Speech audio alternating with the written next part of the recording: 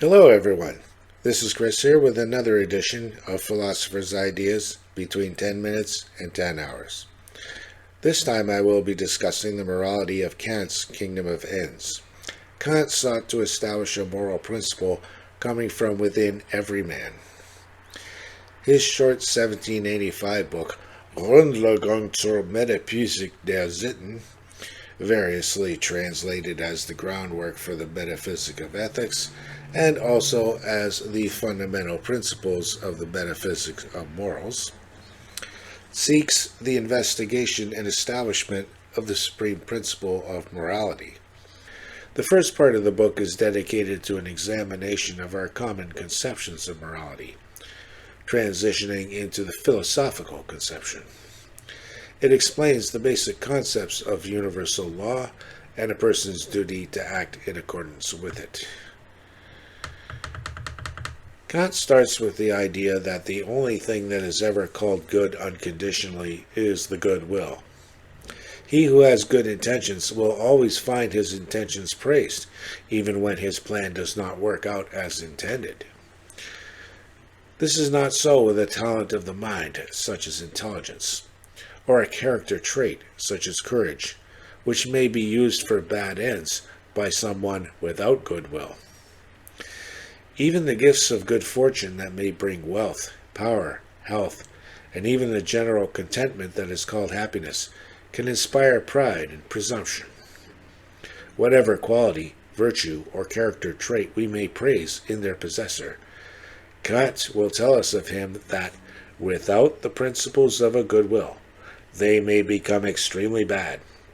And the coolness of a villain not only makes him far more dangerous, but also directly makes him more abominable in our eyes than what he would have been without it. Now that Kant has argued for the good will, the important thrust of this section of the book is the argument that the moral worth of an act is not to be measured by its effects. This goes further than just saying that the good will is good regardless of bad results, and further asserts that the intent to produce a good effect is not what makes an action good. This flows from the intrinsic value that the good will has in a being that has reason and will and is capable of erring in its attempts to bring about a maximally good state of affairs for it. In examining the nature of this creature, Kant starts by making an argument that some might question as naturalistic or overly teleological, that is, seeing too much purpose in things. It is when he states of such a being that if the proper object of its nature were its conservation, its welfare, in a word, its happiness, then nature would have hit upon a very bad arrangement in selecting the reason of the creature to carry out this purpose. Kant deals with issues of teleology and purposiveness in nature in his critique of judgments, but for now the emphasis is squarely upon what is implied by man being a possessor of reason. As implied before, what is needed is a principle of volition to produce a good will. It is ultimately the will that is good in itself, and not as a means to an end, if it is to be unconditionally good. For it to be the good esteemed for itself, without a view towards something further, it must be guided by the desire for duty, rather than to fulfill some inclination or interest in a preferred outcome. The moral goodness of the good act must then originate in the sense of duty, rather than the anticipation of good effects, even though sometimes good effects may come from acting in accordance with duty.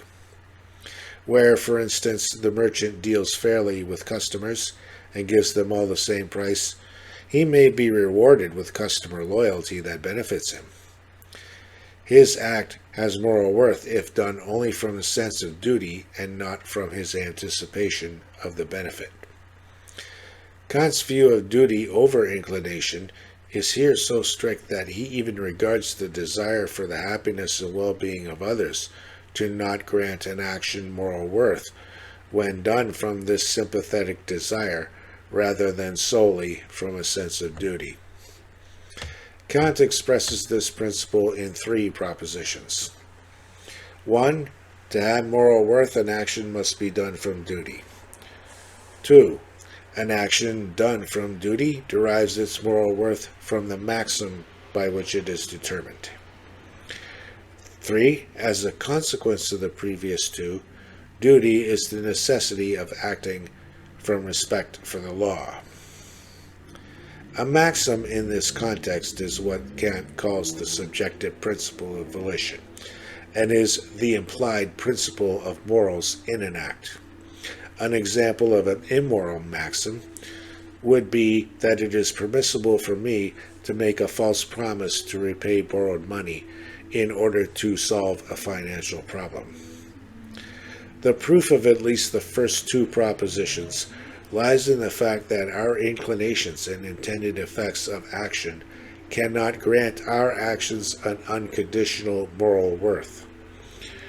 The third proposition states ultimately where I can give my respect, where the object of that respect can make a command, rather than just my approval of something that may be in my interest. So, from an analysis of what it is that can be considered unconditionally good, we come to the idea that only respect for the moral law itself can give an action moral worth. And Kant once again adds that it also comes from the nature of the rational being. He says, for all these effects, agreeableness of one's condition, and even the promotion of the happiness of others, could have been also brought about by other causes. And so for this, there would have been no need of the will of a rational being. If we were to base the moral worth of our actions on the effects that accrue from them, what we would be formulating would be what Kant calls hypothetical imperatives. A hypothetical imperative states what we are to do in order to attain a particular goal. An example of a hypothetical imperative is that if a student wants good grades, he should attend all classes. In this context, why he should want good grades is not being questioned. That would be justified by further hypothetical imperatives, such as a rewarding career. We still do not arrive at an unconditional good. We will soon look at Kant's argument that happiness itself, when used as a criterion of moral worth, can only produce hypothetical imperatives. If duty is not to be an illusion, we must find some principle other than good effects that commands rather than advises. Kant's alternative is to derive from the concept of law itself what we shall call moral. Without regard to expected effects, if I act from respect for the law itself, it is from the concept of universal conformity to law. This gives us Kant's first introduction of the categorical imperative. I am never to act otherwise than so I could also will that my maxim should become a universal law. In order to imagine whether it is morally permissible by this criterion to make lying promises for my own benefit, I will imagine a world in which we all make such promises. In this imaginary world, the lying promise made by all will make promises useless, and the lying promise as a universal principle will be self-nullifying. Therefore, false promises are prohibited by this standard. Other examples involving different types of obligation will be explored later. At this point, there is an easy way to misinterpret Kant, and it involves the distinction between an act and its maxim. Are we evaluating acts or rules? Up to this point, he has been refuting the idea of judging the moral worth of an act in reference to its consequences, but now he is switching to judging the maxim instead. The difference is that maxims are subjective principles of volition, or rules, that can be created in and applicable to the situation, and several of his examples show this. An argument can be made that critical rejections of Kant's ethics as not being adaptable to situations, or creating unacceptable answers in ethical dilemmas, may be based on this misconception. Another common misconception is to regard the categorical imperative in this formulation as a fancy restatement of the golden rule of Christianity. Both principles do seem to forbid me to have one rule for myself and another rule for others, but the two principles are different. The golden rule might be criticized as implying that if I can take something, I should be allowed to dish it out. Even if this seems a bit harsh and unfair, it is still true that how one is willing to have others treat him can vary from person to person. If I were obsequious and were willing to have others treat me as a means to their end, the golden rule may be interpreted as seeing this as a reasonable rule for others. As we shall see later regarding the intrinsic worth of humanity, Kant sees the categorical imperative as strictly forbidding the use of one person as a means to another's end, or even to choose it for oneself.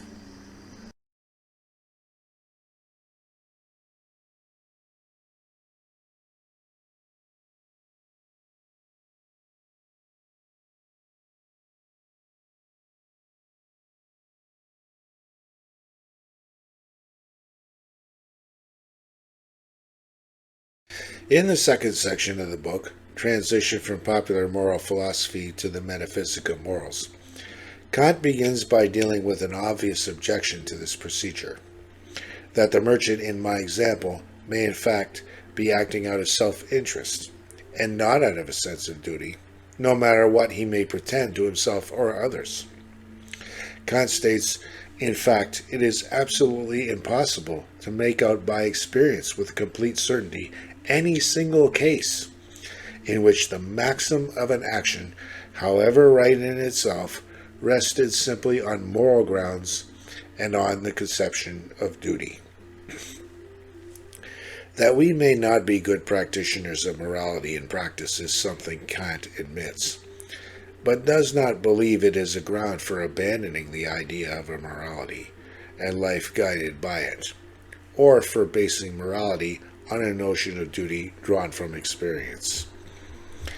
A principle of morality that respects universality is one that is drawn from a priori reason. As such, it speaks to the universal and to what is necessary, rather than contingent to particular circumstances and subject to exceptions. It is important to note that what knowledge we obtain through sense experience does not grant certainty. It can tell us what does happen in particular circumstances, such as when I add 3 pencils to the 4 already on the desk and end up with 7. But reason is needed in addition to allow us to know that it universally and necessarily must happen that way. Moral law must command with this logical necessity that comes from the a priori. It is in this way that our duty is duty prior to all experience, rather than dependent on particular circumstance. No experience can allow us to infer a universal and apodictic law. And so, Kant states, this being so, nothing can secure us from falling away altogether from our ideas of duty, or maintain in the soul a well-grounded respect for its law, but the clear conviction that although there should never have been an action which really sprang from such pure sources, yet whether this or that takes place is not at all the question, but that reason of itself, independent of all experience, ordains what ought to take place, because prior to all experience, this duty is involved as duty in the idea of a reason determining the will by a priori principles.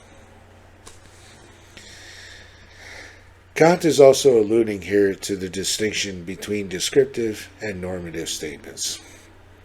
Merely describing things with factually true propositions is not what morality does, and so must make normative statements, statements of what should happen. Without this distinction, the only thing we could say of the scenario of the man smoking a cigarette under the no smoking sign is that the sign makes a false statement.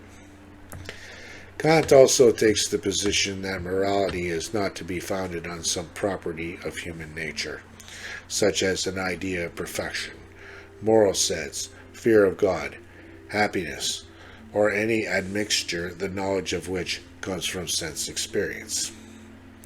At many points, Kant, like Aristotle before, does speak of us having a nature as a rational being, with reason being what separates us from other animals. However, for Kant, it is only what the a priori reason determines that creates the metaphysic of morals without a mix of anthropology or theology. This purity of the origin of our moral concepts is what makes them worthy to serve as our practical principles. If Kant is correct, it allows for him to formulate a moral theory that is to be applicable to all times and places, never being relativistic. This is why the particular circumstances, or even our moral sense, are banned from coming in and creating a counterexample to a universal and necessary rule for every rational being. Kant is quite enthusiastic about stressing at many places his opposition to deriving moral principles from anything empirical, considering the contingent nature of truths from sense experience as nothing that can aid in morality and only prejudicial to the purity of the morality. In one fit of eloquence he says, "We cannot too much or too often repeat our warning against this lax and even mean habit of thought which seeks for its principle amongst empirical motives and laws. For human reason in its weariness is glad to rest on this pillow, and in a dream of sweet illusions, in which, instead of Juno, it embraces a cloud, it substitutes for morality a bastard patched up from limbs of various derivation, which looks like anything one chooses to see in it."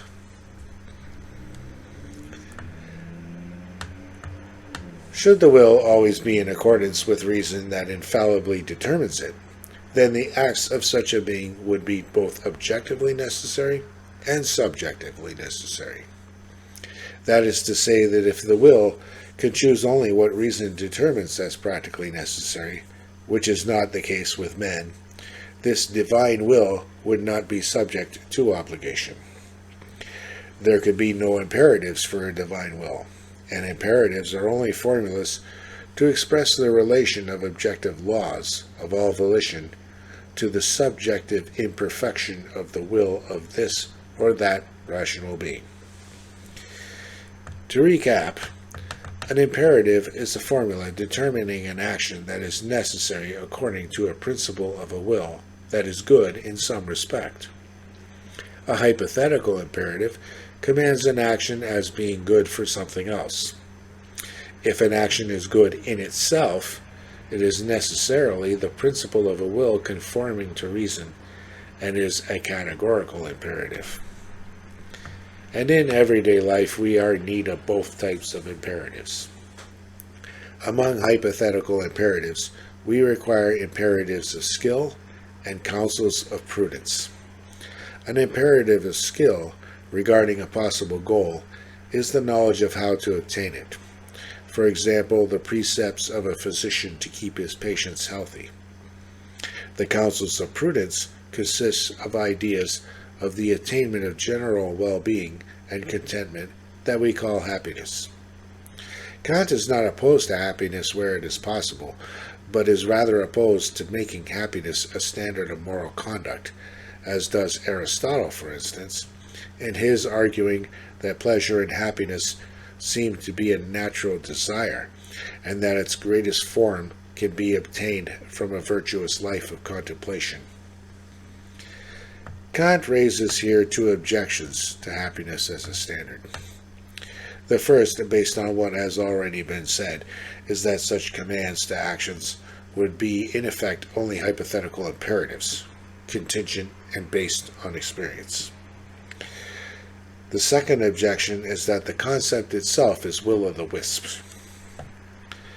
All elements involving happiness and the means to obtain it are empirical, meaning that it is borrowed from experience of our senses.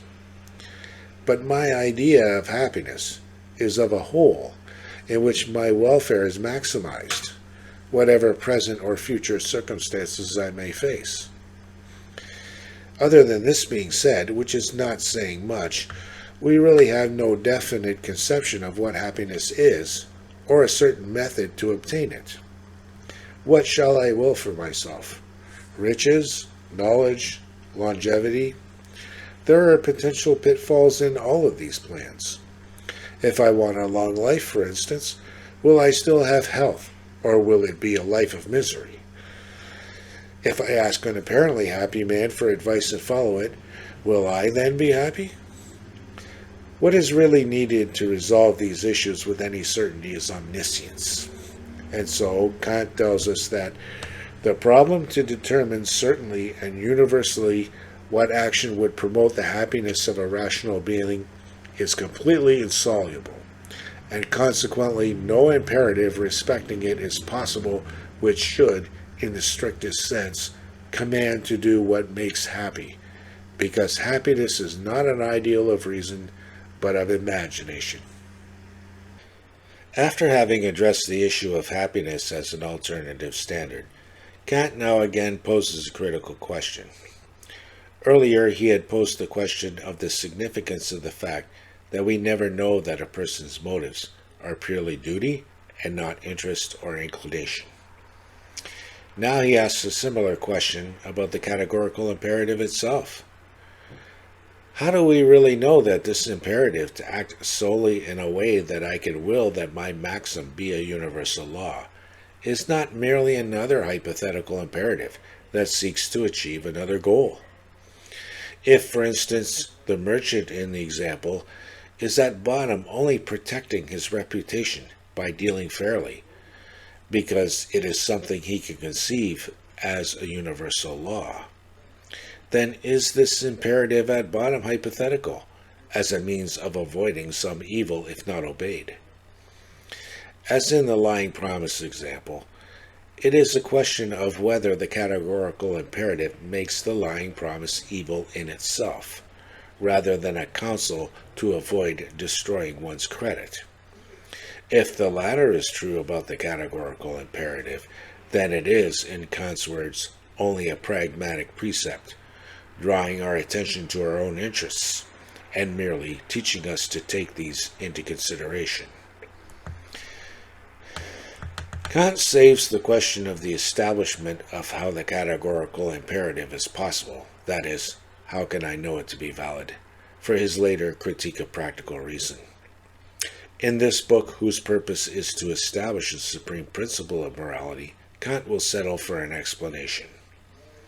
In the last section of his work, he will explore the idea I mentioned above of man through practical reason as legislator in the world of nature, just as the understanding is legislator in the world of sense. For our purposes here, Kant will attempt to show the categorical imperative to be only categorical, and will argue that two conditions hold that allow it for it to command categorically. The first is that the conception of a categorical imperative supplies us with one proposition that alone can be a categorical imperative.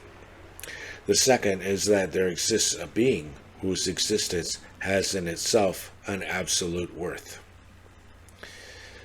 When I conceive a hypothetical imperative, I do not know all that it will contain until I know the condition. That is to say, I would need to solve for both variables in the statement. If I want X, I should do Y. But my conception of a categorical imperative tells me what it contains. Besides an unconditional law, there is only the necessity that the maxims conform to this law. It is only this conformity to this law that the imperative represents as necessary. As a result, there can be only one categorical imperative. Act only on that maxim whereby thou canst at the same time will that it should become a universal law.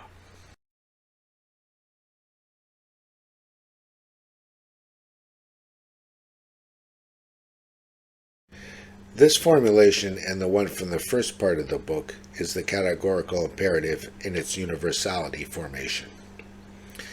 Kant proceeds to show that duties can be derived from this. Since we are talking about people acting in a way that has effects in the sensible world, the general imperative of duty may be expressed as, act as if the maxim of thine action were to become by thy will a universal law of nature. Kant now proceeds to show examples of how this imperative can answer ethical questions as to various duties. First, regarding a strict duty to oneself. Suppose we know a man who is very weary of his life of misfortune and thinks of ending it. His maxim is a principle to shorten his life when prolonging it would be more likely to bring more misery than satisfaction. In Kant's view, this cannot become a universal law of nature because, he says, a law to destroy life by means of the very feeling whose special nature it is to impel to the improvement of life would contradict itself. His second example, a strict or necessary duty to others, is the one I mentioned before of a man who finds himself in financial hardship and considers making a false promise to pay back a loan. His maxim is that when I think myself in want of money, I will borrow money and promise to repay it, although knowing that I cannot repay. If applied as a universal law, it would create a contradiction, because as everyone promises what he pleases to get what they want, promises become seen as vain pretenses. The third example is of a contingent or meritorious duty to oneself. A man finds himself to have a special talent, but he lives in comfortable circumstances and decides to indulge in pleasure rather than cultivating his natural gift. He sees that such a system of nature would be possible, but cannot will that it should be a law of nature or be implanted in all of us as an instinct. The fourth example of a meritorious duty to others is of a man living in prosperity who sees that others must contend with wretchedness and that he is capable of helping them. Let others be what they can make of themselves, he thinks. It is possible that the human race could subsist in this way, but to will it as a universally valid law of nature is not possible because this man may also himself come upon misfortune and need the help of others in the future. So we must be able to will that our action become a universal law of nature. In the case of necessary or strict duties, their violations involve actions such that we cannot, without contradiction, even conceive them to be universal laws of nature. In violations of contingent or meritorious duties, the contradictions may not be found, but we nevertheless are in a position that we cannot rationally or seriously will the situation of them being a universal law of nature. In practice, we see that in fact the transgressor actually does not will that his actions become a universal law of nature, but instead seeks an exception to the rule for himself, if only one time or only under certain circumstances. In Kant's view, it is the nature of transgression that, he says, an antagonism of inclination to the precept of reason, whereby the universality of the principle is changed into a mere generality. He goes on to say that it proves that we really do recognize the validity of the categorical imperative, and with all respect for it, allow ourselves only a few exceptions, which we think unimportant and forced upon us. This shows, according to Kant, that the conception of a categorical imperative supplies us with one proposition that can be a categorical imperative. The next condition to show that the categorical imperative is possible is to establish that there is a being whose existence has in itself an absolute worth.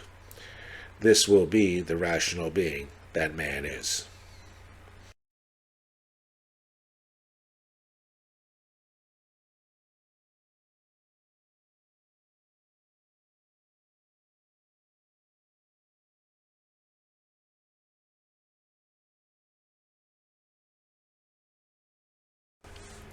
The question of the possibility of the categorical imperative comes down to a question of whether it is necessary for all rational beings to judge the moral worth of their actions by universality. If so, it must be connected a priori with the conception of a rational being. Once again, we are not to discover this connection by empirical psychology, if this connection is going to be necessary and applicable to all rational beings. If the will is determined by reason alone, we must be talking about the relation of the will to itself, with anything empirical excluded. To show this possibility, Kant now introduces some new distinctions.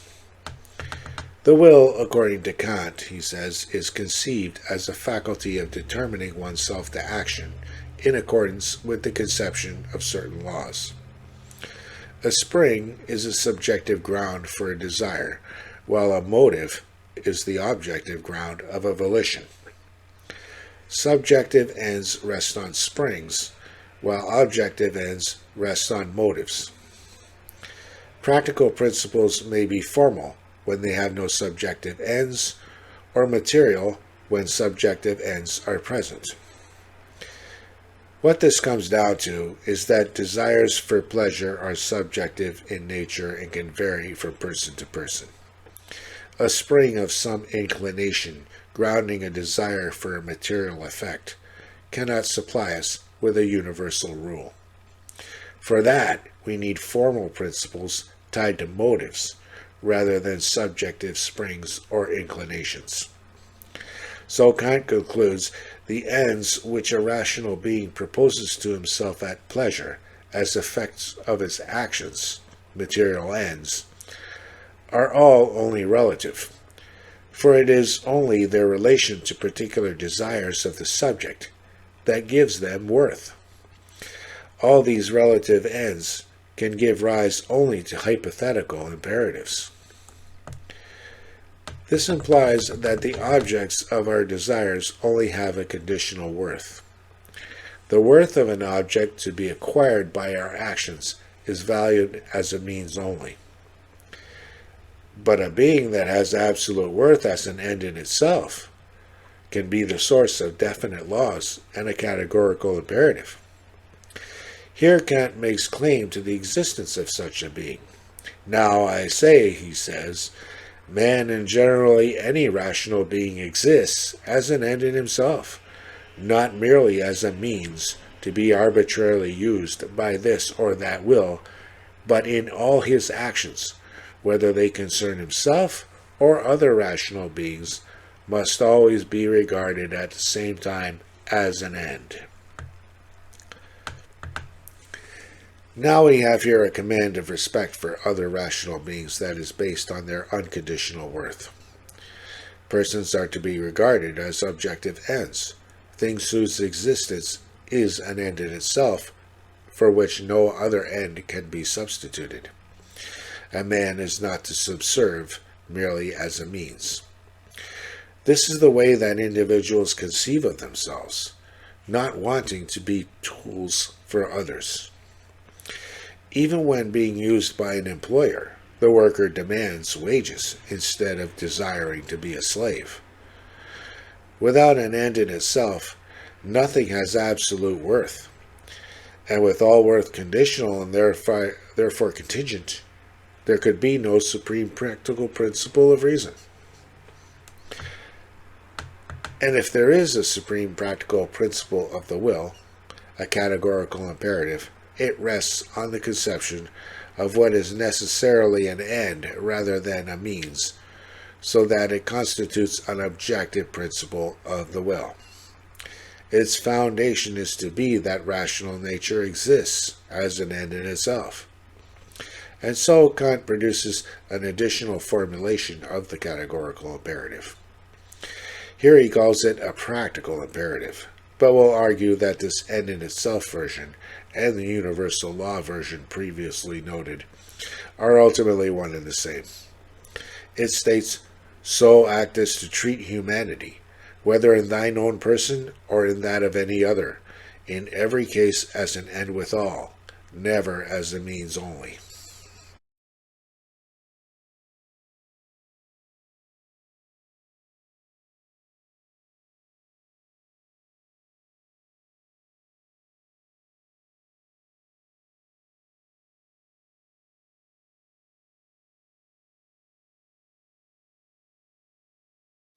Kant then proceeds to show this end in itself formulation as having the same resulting duties as the universality criterion.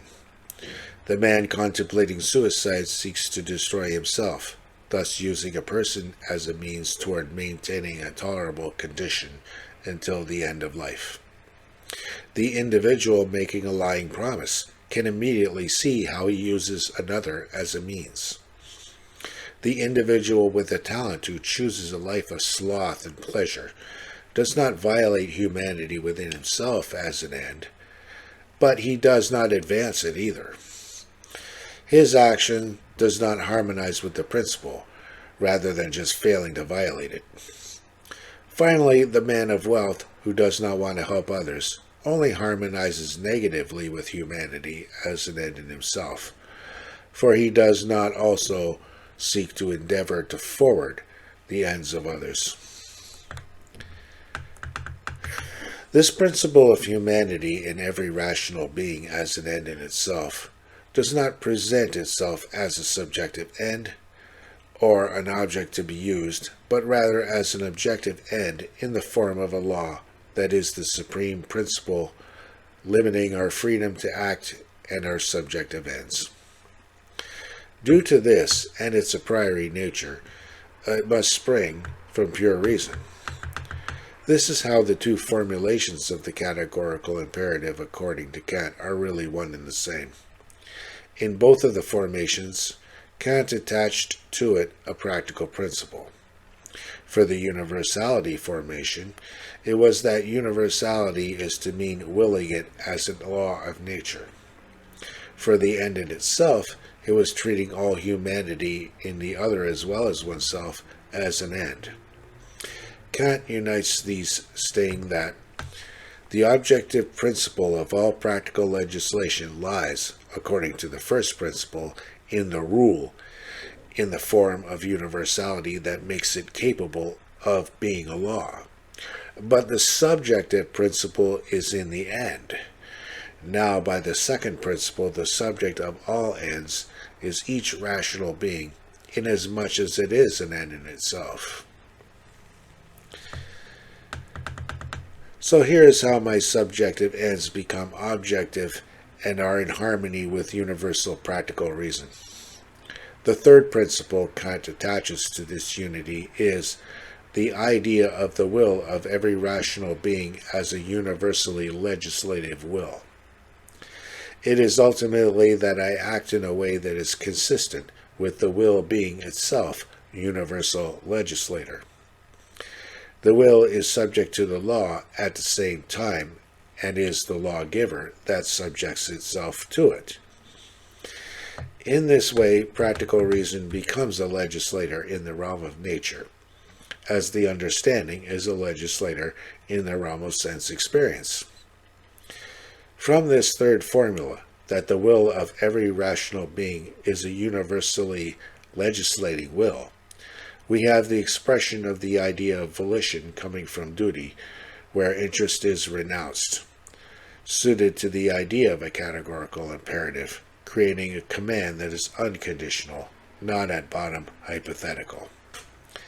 It allows for formal practical principles based on objective ends rather than material principles from springs of desire or inclination.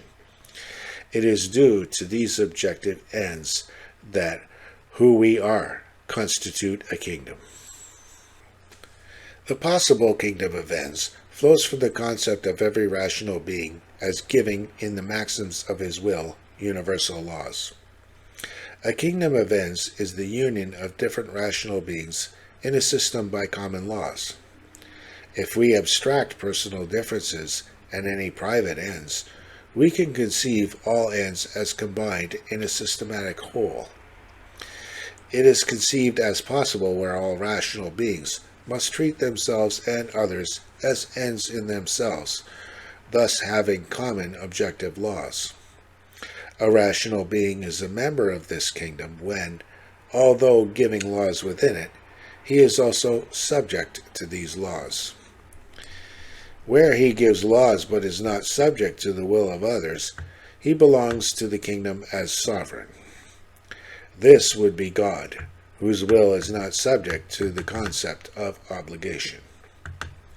Morality then becomes for Kant in reference to all action to the legislation, which alone can render a kingdom of ends possible. What a rational being legislates through the maxims of his will must be capable of existing in all rational beings and universalizable by all. An act must be capable of being desired as done by all, by virtue of a will that regards itself as giving universal laws. Should the maxims of a rational being not already be consistent with this objective principle, the necessity of acting on this principle is what we call duty. This duty is to rest solely on the relation of rational beings to one another, a relation in which the will of a rational being must always be regarded as legislative. The concept of duty applies to all members, but not to the sovereign of the kingdom of ends. In the kingdom of ends, everything has either value or dignity. Whatever has value can, however, theoretically, be replaced by an equivalent, while whatever has dignity admits of no equivalent. Our general inclinations and wants give things market value, while want, referring to our taste in purposeless play, has fancy value. But there is nothing more precious about dignity in that which constitutes the condition under which alone anything can be an end in itself. This has not merely a relative worth or value, but an intrinsic worth, that is, dignity. It is thus that morality and humanity have dignity and intrinsic worth. Skill and wit may have their market and fancy values, while fidelity to promises and benevolence from principle have intrinsic worth. This gives a lofty position of intrinsic worth to morality and to the rational being who follows it in participating in the giving of universal laws in this kingdom of ends, destined by his own nature to be an end in himself. He obeys only those laws that he himself gives, with his maxims belonging to a system of universal law to which he also submits. Kant argues that the legislation alone assigns worth to everything, and therefore it possesses dignity and commands respect from all rational beings. Autonomy itself becomes the basis of the dignity of every human and rational nature. The principle of the autonomy of the will is Kant's term for morality that views the human subject as being governed only by laws of his own giving, that are at the same time universal, as opposed to heterotonomy of the will, which attempts to base a moral law on something else. The three modes of presenting morality are now characterized by Kant as being one and the same. He says that all maxims have, in fact, 1. A form, consisting in universality. 2. A matter, which is the end, the rational being as an end in itself. And 3. A complete characterization of all maxims to harmonize with a possible kingdom of ends as with a kingdom of nature. He also compares it to the progress of the categories of unity, plurality, and totality, 1/4 of his table of pure categories of the understanding in the Critique of Pure Reason. Kant then summarizes here upon the idea from the start, that of an unconditionally good will. The will that is absolutely good is the one whose maxim, if made universal law, could never contradict itself. And once again, as with an answer to an objection before, it matters not that the possible kingdom of ends may never be realized. Others may not be true to the good will and seek exceptions to universality for themselves, and nature may not favor my expectation of happiness that I feel I may deserve for having the good will. The law still remains in full force.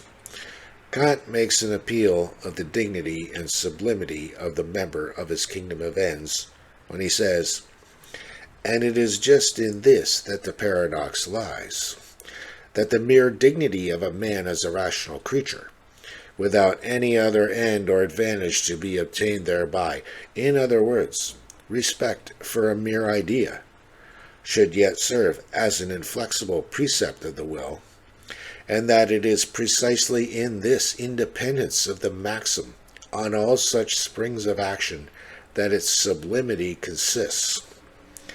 And it is this that makes every rational subject worthy to be a legislative member in the kingdom of ends, for otherwise he would have to be conceived only as subject to the physical law of his wants." We have here a potential answer to the question of why be moral in the first place, where it might seem more enjoyable and more profitable to act otherwise. Adherence to principles, even at a cost of one's interests, can inspire not just respect, but even awe, which matches the sense of the term sublime. Also, here is the idea, influential in German idealism after Kant, that in some sense real freedom is gained through freedom from irrational desires and inclination. In addition, Kant assures us that even if this kingdom of ends and the kingdom of nature were united under one sovereign God that guaranteed it to be true reality rather than just a possible kingdom of ends, it would by no means increase our intrinsic worth. This is because even a supreme being would judge men only by their disinterested behavior in accordance with this principle of autonomy. The principle of the autonomy of the will, that property of the will that makes it a law unto itself, is for Kant the supreme principle of morality. The principle states, "Always so choose that the same volition shall comprehend the maxims of our choice as a universal law." A morality that seeks to go outside of itself and into the character of its objects is based on the heteronomy of the will instead, with a will that does not give itself the law. This relation of the will to something external rather than to itself, as such, only admits of hypothetical imperatives or argues in a circle. Among moralities based on the heteronomy of the will, those that are empirical, such as the pursuit of happiness, have already been discussed. There is also a rational, as opposed to empirical, way of deriving values in terms of an ideal of perfection. It can be an ontological conception of perfection in terms of ideal values, where, in this case, ontological refers to the nature of man's being, or it can be a theological conception in terms of divine will. Kant prefers the ontological conception of the two, but argues that it, he says, cannot avoid tacitly presupposing the morality which it is to explain. In the conception of divine perfection, there is an additional problem in that divine perfection cannot be an object of possible experience, and so we would engage in circular reasoning from our own conceptions. If we concentrate only on divine will to avoid this, we end up with conceptions of desire for glory and dominion, of might and vengeance, which seem the opposite of morality, rather than a firm foundation for it. Kant is still a believer in God, but the point here is that he regards the supreme principle of morality as residing within the rational being instead. Among theories of obligation, Kant's theory has maintained a strong influence and remains one of the two opposing pillars in ethics. In terms of the contrast, his theory, centered on duty rather than the consequences of an act, is labeled as deontological, after the Greek terms deon, meaning duty, and logos, meaning science or discourse. The consequentialist alternative of utilitarianism, developed by Jeremy Bentham and John Stuart Mill in the 19th century, puts the emphasis squarely upon the consequences under a standard known as the principle of utility, the greatest happiness to the greatest number. Mill, who is the more widely read of the two, argues that in reality we have no choice but to use consequences to judge an act, no matter what we might pretend otherwise. In his book Utilitarianism, published in 1861, he says of Kant, "When he begins to deduce from this precept any of the actual duties of morality, he fails, almost grotesquely, to show that there would be any contradiction, any logical, not to say physical, impossibility in the adoption by all rational beings of the most outrageously immoral rules of conduct. All he shows is that the consequences of their universal adoption would be such as no one would choose to incur." I had myself long ago formulated a similar objection, that Kant's judging the act by universality and then judging universality by the consequences was, however, indirectly judging the act by the consequences, thereby creating a contradiction in his thinking. However, I believe these types of objections are based on an incomplete understanding of the autonomy of the will as legislator in the world of sense. Our actions can have consequences, and ethics always has an empirical part. Physics also has an empirical part, and the rational part provides us with certainty, often in the form of proven mathematical equations. Kant has no problem admitting this much, but use of reason as a producer and evidence of the standard, rather than the standard itself justified by the consequences, is not invalidated by the existence of the empirical or consequential element, or even the consequences of adopting it. Showing how the contradictions would occur when, for instance, false promises become universal does not remove the fact that practical reason and the understanding are playing a role to disallow a contradiction in the world of sense. Also, it may be noted that Mill attempts to use reason rather than the consequences for the adoption of the principle of utility itself, and indeed must do so, lest he produce nothing but circular reasoning himself, arguing effectively that the command to produce the most desirable consequences is itself justified by the desirable consequences. Kant's arguments in favor of the various duties may not all have equal force compared to each other, but his argument about false promises becoming useless has been shown to be valid in contemporary times in the form of marriage vows becoming a source of cynicism, without them becoming anywhere near universally broken.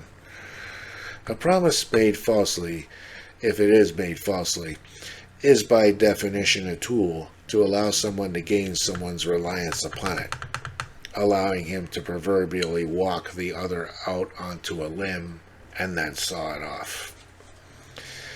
Many choose not to walk on that limb by not marrying. Many clergy now have the traditional vow of "till death do you part" replaced with "as long as your love will last," possibly to make it more descriptively accurate. Either way, the marriage vow is not something even the most strident Christian will count on the way people had before, even if he is not as quick as others in formulating a plan B. And so against Mill, I will take the position that Kant showed more than just that no one would choose the consequences of the universal adoption of false promises, but that an analysis of the concept of the false promise proves that there is a contradiction in it.